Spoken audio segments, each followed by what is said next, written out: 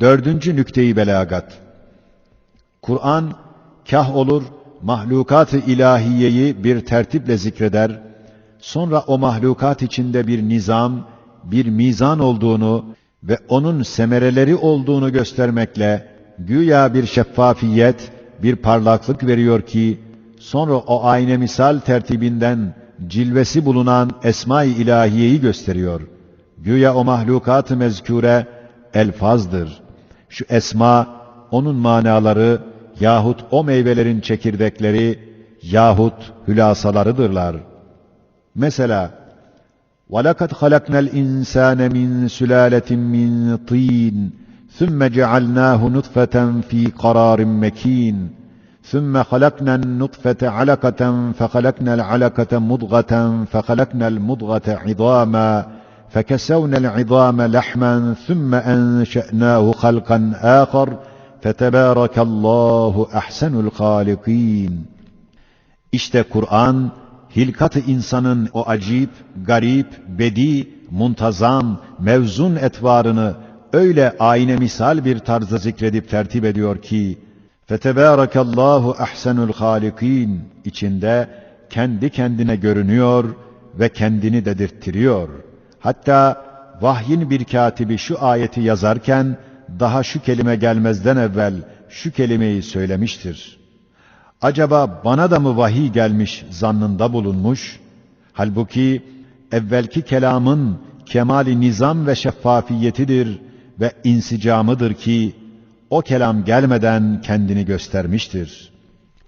Hem mesela İnne rabbekumullahü'llezî halaqas-semâvâti vel-arda fî sitteti eyyâmin thumme istevâ alel arş yuğşil-leylen-nehâra yatlubuhu hasîfâ وَالشَّمْسَ وَالْقَمَرَ وَالنُّجُومَ مُسَخَّرَاتٍ بِأَمْرِهِ أَلَا لَهُ الْخَلْقُ وَالْأَمْرُ تَبَارَكَ اللّٰهُ رَبُّ الْعَالَمِينَ. İşte Kur'an şu ayette azamet-i kudret-i ilahiye ve saltanat-ı rububiyeti öyle bir tarzda gösteriyor ki, güneş, ay, yıldızlar, emirber neferleri gibi emrine müheyya, gece ve gündüzü beyaz ve siyah iki hat gibi veya iki şerit gibi birbiri arkasında döndürüp, ayat-ı rububiyetini kainat sayfelerinde yazan ve arş-ı rububiyetinde duran bir Kadir-i Zülcelal'i gösterdiğinden, her ruh işitse, Bârekallah, Maşaallah, Fetebârekallahu Rabbul Âlemîn demeye hahişger olur.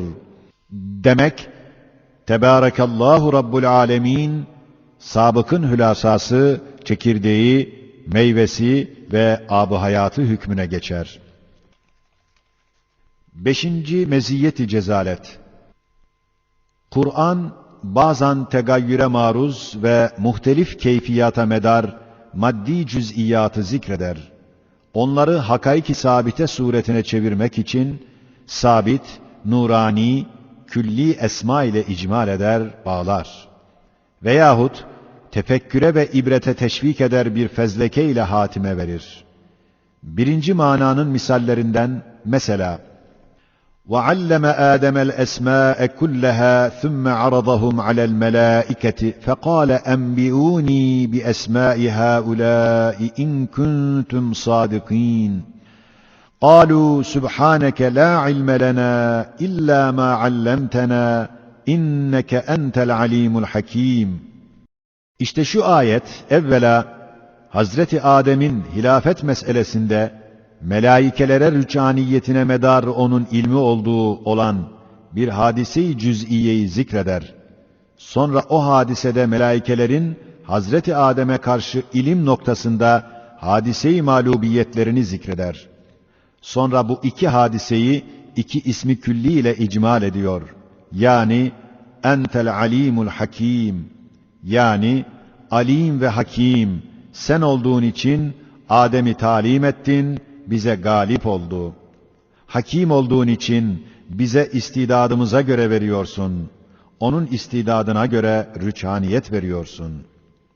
İkinci mananın misallerinden mesela, وَإِنَّ لَكُمْ فِي الْأَنْعَامِ لَعِبْرَةً نُسْقِيكُم مِّمَّا فِي بُطُونِهِ مِن بَيْنِ فَرْثٍ وَدَمٍ لَبَنًا خَالِصًا سَائِغًا لِلشَّارِبِينَ إلى آخر. فِيهِ شِفَاءٌ لِلنَّاسِ إِنَّ فِي ذَٰلِكَ لَآيَةً لِقَوْمٍ يَتَفَكَّرُونَ. İşte şu ayetler, Cenab-ı Hakk'ın koyun, keçi, inek, deve gibi mahluklarını insanlara halis, safi, leziz bir süt çeşmesi, üzüm ve hurma gibi masnuları da insanlara latif, leziz, tatlı birer nimet taplaları ve kazanları ve arı gibi küçük mucizat-ı kudretini şifalı ve tatlı güzel bir şerbetçi yaptığını ayet şöylece gösterdikten sonra tefekküre, ibrete, başka şeyleri de kıyas etmeye teşvik için İnne fî zâlike leâyeten liqavmin yetefekkerûn der, hatime verir. 6. nükte-i belagat. Kah oluyor ki ayet, geniş bir kesrete ahkâm-ı rububiyeti serer, sonra birlik ciheti hükmünde bir rabıtayı vahdet ile birleştirir. Veyahut bir kaide-i külliye içinde yerleştirir. Mesela, وَسِعَ كُرْسِيُّهُ السَّمَاوَاتِ وَالْأَرْضَ وَلَا يَؤُودُهُ حِفْظُهُمَا وَهُوَ الْعَلِيُّ الْعَظِيمُ. İşte Ayetül Kürsi'de 10 cümleyle 10 tabakayı tevhidi ayrı ayrı renklerde ispat etmekle beraber مَنْ ذَا الَّذ۪ي يَشْفَعُ عِنْدَهُ اِلَّا بِإِذْنِهِ cümlesiyle gayet keskin bir şiddetle şirki ve gayrın müdahalesini keser atar. Hem şu ayet ismi azamın mazharı olduğundan hakaik-i ilahiyeye ait manaları azami derecededir ki azamiyet derecesinde bir tasarruf-u rububiyeti gösteriyor. Hem umum semavat ve arza birden müteveccih tedbir-i uluhiyeti en azami bir derecede umuma şamil bir hafiziyeti zikrettikten sonra bir rabıta-i vahdet ve birlik ciheti o azami tecelliyatlarının menbalarını ve huvel aliyyul azim ile hülasa eder. Hem mesela Allahu'llezî halaqas-semâvâti vel-arda ve enzele mines-semâi mâen feakhrace bihi mine's-semerâti rizqan lekum ve sahhara lekumul fulke litecriye fil bahri bi'emrihi ve sahhara lekumul enhâr وَسَخَّرَ لَكُمُ الشَّمْسَ وَالْقَمَرَ دَائِبَيْنِ وَسَخَّرَ لَكُمُ اللَّيْلَ وَالنَّهَارَ وَآتَاكُمْ مِنْ كُلِّ مَا سَأَلْتُمُوهُ وَإِنْ تَعُدُّوا نِعْمَةَ اللّٰهِ لَا تُحْصُوهَا. İşte şu ayetler, evvela Cenab-ı Hakk'ın insana karşı şu koca kainatı nasıl bir saray hükmünde halk edip, semadan zemine ab-ı hayatı gönderip, İnsanlara rızkı yetiştirmek için zemini ve semayı iki hizmetkar ettiği gibi, zeminin sair aktarında bulunan her bir nevi meyvelerinden her bir adama istifade imkanı vermek, hem insanlara semere-i sahilerini mübadele edip her nevi medar-ı maişetini temin etmek için gemiyi insana musahhar etmiştir. Yani denize, rüzgara, ağaca öyle bir vaziyet vermiş ki, rüzgar bir kamçı, gemi bir at, deniz onun ayağı altında bir çöl gibi durur. İnsanları gemi vasıtasıyla bütün zemine münasebetdar etmekle beraber, ırmakları, büyük nehirleri, insanın fıtri birer vesait-i nakliyesi hükmünde teshir, hem güneş ile ayı seyrettirip, mevsimleri ve mevsimlerde değişen mün'im-i hakikinin renk renk nimetlerini insanlara takdim etmek için iki musahhar hizmetkar ve o büyük dolabı çevirmek için iki dümenci hükmünde halk etmiş. Hem gece ve gündüzü insana musahhar, yani hab-ı rahatına geceyi örtü, gündüzü maişetlerine ticaretgah hükmünde tesir etmiştir.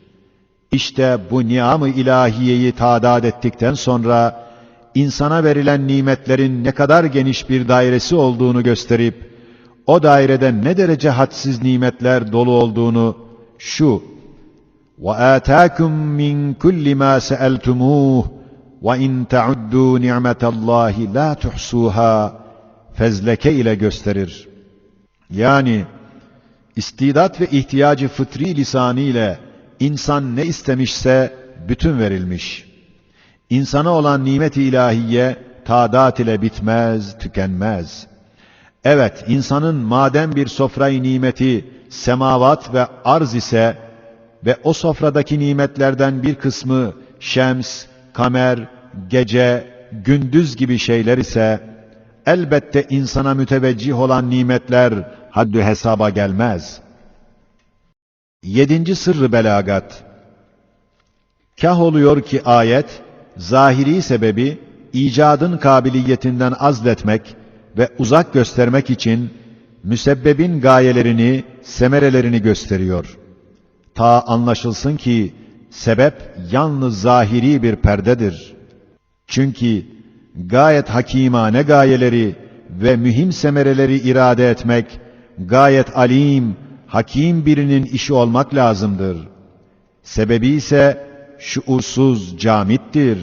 Hem semere ve gayetini zikretmekle ayet gösteriyor ki, sebepler çendan nazar-ı zahiride ve vücutta müsebbebat ile muttasıl ve bitişik görünür. Fakat hakikatta mabeyinlerinde uzak bir mesafe var. Sebepten müsebbebin icadına kadar o derece uzaklık var ki, en büyük bir sebebin eli, en edna bir müsebbebin icadına yetişemez. İşte sebep ve müsebbep ortasındaki uzun mesafede Esma-i İlahiye birer yıldız gibi tulu eder. Matlaları o mesafe-i maneviyedir. Nasıl ki zahir nazarda dağların daire-i ufkunda semanın etekleri muttasıl ve mukarin görünür. Halbuki daire-i ufku cibaliden semanın eteğine kadar umum yıldızların matlaları ve başka şeylerin meskenleri olan bir mesafe-i azime bulunduğu gibi, esbab ile müsebbebat mabeyninde öyle bir mesafe-i maneviye var ki, imanın dürbünüyle, Kur'an'ın nuruyla görünür. Mesela, فَلْيَنْظُرِ الْاِنْسَانُ اِلَى طَعَامِهِ اَنَّا صَبَبْنَا الْمَاءَ صَبًّا ثُمَّ شَقَقْنَا الْأَرْضَ شَقًّا فَأَنْبَتْنَا فِيهَا حَبًّا وَعِنَبًا وَقَضْبًا وَزَيْتُونًا وَنَخْلًا وَحَدَائِقَ غُلْبًا وَفَاكِهَةً وَأَبًّا مَتَاعًا لَكُمْ وَلِأَنْعَامِكُمْ.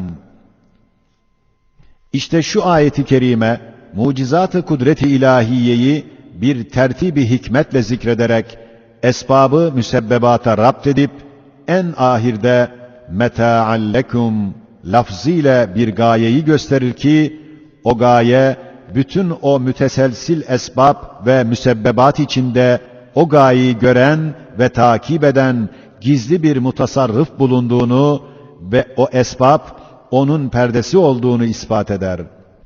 Evet, meta'an lekum ve li'en'amikum tabiriyle bütün esbabı icat kabiliyetinden azleder, manen der. Size ve hayvanatınıza rızkı yetiştirmek için su semadan geliyor. O suda size ve hayvanatınıza acıyıp şefkat edip rızık yetiştirme kabiliyeti olmadığından su gelmiyor, gönderiliyor demektir. Hem toprak nebatatıyla açılıp rızkınız oradan geliyor. Hissiz, şuursuz toprak sizin rızkınızı düşünüp şefkat etmek kabiliyetinden pek uzak olduğundan toprak kendi kendine açılmıyor. Birisi o kapıyı açıyor, nimetleri ellerinize veriyor. Hem otlar, ağaçlar sizin rızkınızı düşünüp merhameten size meyveleri, hububatı yetiştirmekten pek çok uzak olduğundan ayet gösteriyor ki onlar bir Hakim-i Rahim'in perde arkasından uzattığı ipler ve şeritlerdir ki nimetlerini onlara takmış, zihayatlara uzatıyor. İşte şu beyanattan Rahim, Rezzak, Münim, Kerim gibi çok esmanın matlaları görünüyor. Hem mesela أَلَمْ تَرَ أَنَّ اللّٰهَ يُزْجِي سَحَابًا ثُمَّ يُؤَلِّفُ بَيْنَهُ ثُمَّ يَجْعَلُهُ رُكَامًا فَتَرَى الْوَدْقَ يَخْرُجُ مِنْ خِلَالِهِ وَيُنَزِّلُ مِنَ السَّمَاءِ مِنْ جِبَالٍ فِيهَا مِنْ بَرَدٍ فَيُصِيبُ بِهِ مَنْ يَشَاءُ وَيَصْرِفُهُ عَمَّنْ يَشَاءُ يَكَادُ سَنَا بَرْقِهِ يَذْهَبُ بِالْأَبْصَارِ يُقَلِّبُ اللّٰهُ اللَّيْلَ وَالنَّهَارَ إِنَّ فِي ذَٰلِكَ لَعِبْرَةً لِأُولِي الْأَبْصَارِ وَاللّٰهُ خَلَقَ كُلَّ دَابَّةٍ مِّن مَّاءٍ فَمِنْهُم مَّن يَمْشِي عَلَىٰ بَطْنِهِ وَمِنْهُم مَّن يَمْشِي عَلَىٰ رِجْلَيْنِ وَمِنْهُم مَّن يَمْشِي عَلَىٰ أَرْبَعٍ يَخْلُقُ اللّٰهُ مَا يَشَاءُ إِنَّ اللّٰهَ عَلَىٰ كُلِّ شَيْءٍ قَدِيرٌ. İşte şu ayet, mucizat-ı rububiyetin en mühimlerinden ve hazine-i rahmetin en acip perdesi olan bulutların teşkilatında yağmur yağdırmaktaki tasarrufat-ı acibeyi beyan ederken, güya bulutun eczaları cevvi havada dağılıp saklandığı vakit, istirahata giden neferat misüllü bir boru sesiyle toplandığı gibi, emri ilahi ile toplanır, bulut teşkil eder. Sonra küçük küçük taifeler bir ordu teşkil eder gibi, o parça parça bulutları telif edip, kıyamette seyyar dağlar, cesamet ve şeklinde ve rutubet ve beyazlık cihetinde, kar ve dolu keyfiyetinde olan o sehap parçalarından ab-ı hayatı bütün zihayata gönderiyor. Fakat o göndermekte bir irade, bir kast görünüyor. Hacata göre geliyor, demek gönderiliyor. Cev berrak, safi, hiçbir şey yokken bir mahşeri acayip gibi davari parçalar kendi kendine toplanmıyor. Belki zihayatı tanıyan birisidir ki gönderiyor. İşte şu mesafe-i maneviyede Kadir, Alim, Mutasarrıf, Müdebbir, Mürebbi, Muis, Muhyi gibi esmaların matlaları görünüyor. 8. Meziyet-i Cezalet. Kur'an kah oluyor ki, Cenab-ı Hakk'ın ahirette harika efallerini kalbe kabul ettirmek için ihzariye hükmünde ve zihni tasdike müheyya etmek için bir idadiye suretinde dünyadaki acayip efalini zikreder veyahut istikbali ve uhrevi olan ef'al-i acibe-i ilahiyeyi öyle bir surette zikreder ki, meşhudumuz olan çok nazireleriyle onlara kanaatımız gelir. Mesela, اَوَلَمْ يَرَ الْاِنْسَانُ اَنَّا خَلَقْنَاهُ مِنْ نُطْفَةٍ فَاِذَا هُوَ خَصِيمٌ مُب۪ينٌ. Ta surenin ahirine kadar. İşte şu bahiste, haşir meselesinde Kur'an-ı Hakim, haşri ispat için 7-8 surette muhtelif bir tarzda ispat ediyor. Evvela neş'e-i ulayı nazara verir, der ki, nutfeden alakaya, alakadan mudgaya, mudgadan ta hilkat-ı insaniyeye kadar olan neş'etinizi görüyorsunuz. Nasıl oluyor ki neş'e-i uhrayı inkar ediyorsunuz? O, onun misli, belki daha ehvenidir. Hem Cenab-ı Hak insana karşı ettiği ihsanat-ı azimeyi, اَلَّذ۪ي جَعَلَ لَكُمْ مِنَ الشَّجَرِ الْاَخْضَرِ نَارًا kelimesiyle işaret edip der, size böyle nimet eden zat, sizi başıboş bırakmaz ki, kabre girip kalkmamak üzere yatasınız. Hem remzen der, ölmüş ağaçların dirilip yeşillenmesini görüyorsunuz. Odun gibi kemiklerin hayat bulmasını kıyas edemeyip istibad ediyorsunuz. Hem semavat ve arzı halk eden, semavat ve arzın meyvesi olan insanın hayat ve mematından aciz kalır mı? Koca ağacı idare eden, o ağacın meyvesine ehemmiyet vermeyip başkasına mal eder mi? Bütün ağacın neticesini terk etmekle, bütün eczasıyla hikmetle yoğrulmuş hilkat şeceresini abes ve beyhude yapar mı zannedersiniz? Der, haşirde sizi ihya edecek zat, öyle bir zattır ki, bütün kainat ona emirber nefer hükmündedir. Emri kün feyekûne karşı kemali inkiyat ile serfuru eder. Bir baharı halk etmek, bir çiçek kadar ona ehven gelir. Bütün hayvanatı icat etmek, bir sinek icadı kadar kudretine kolay gelir bir zattır. Öyle bir zata karşı men yuhyil izame deyip kudretine karşı taciz ile meydan okunmaz. Sonra fesubhanellezî biyedihi melekûtu kulli şey tabiriyle her şeyin dizgini elinde, her şeyin anahtarı yanında, gece ve gündüzü, kış ve yazı bir kitap sayfeleri gibi kolayca çevirir, dünya ve ahireti iki menzil gibi bunu kapar, onu açar bir Kadir-i Zülcelal'dir. Madem böyledir, bütün delailin neticesi olarak ve ileyhi turcaun, yani kabirden sizi ihya edip haşre getirip huzuru kibriyasında hesabınızı görecektir. İşte şu ayetler haşrin kabulüne zihni müheyya etti, kalbi de hazır etti. Çünkü nazairini dünyevi ef'al ile de gösterdi. Hem kah oluyor ki ef'al-i uhreviyesini öyle bir tarzda zikreder ki dünyevi nazairlerini ihsas etsin, ta istib'at ve inkara meydan kalmasın. Mesela İza şemsu kuvvirat ila ahir ve iza semâ'un fatarat ila ahir ve iza semâ'un şakkat. İşte şu surelerde kıyamet ve haşirdeki inkılabat-ı azimeyi ve tasarrufat-ı rububiyeti öyle bir tarzda zikreder ki insan onların nazirelerini dünyada, mesela güzde, baharda gördüğü için kalbe dehşet verip akla sığmayan o inkılabatı kolayca kabul eder. Şu 3 surenin meali icmalisine işaret dahi pek uzun olur. Onun için bir tek kelimeyi numune olarak göstereceğiz. Mesela İdes suhufu nüşirat kelimesi ifade eder ki haşirde herkesin bütün amali bir sayfa içinde yazılı olarak neşrediliyor. Şu mesele kendi kendine çok acayip olduğundan akıl ona yol bulamaz.